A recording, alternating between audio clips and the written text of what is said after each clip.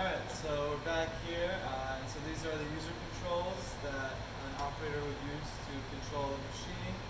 And then here we have a hand wheel that you use to control the cut length that the machine is set to. And then under the machine are the motors that are powering the machine. And then if we keep going over here,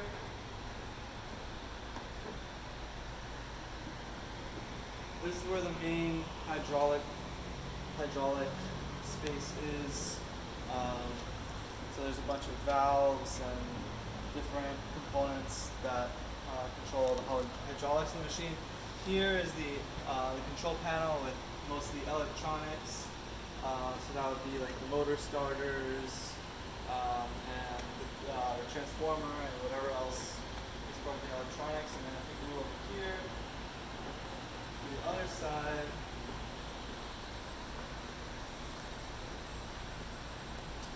so this is the housing for the PLC.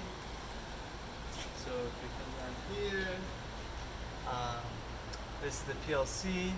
So we have the power supply, the CPU, the inputs, the outputs, and then down here is the ADF converter. So this converts Modbus signals coming from the PLC to OPC UA variables that are then sent to the Sesame Smith platform.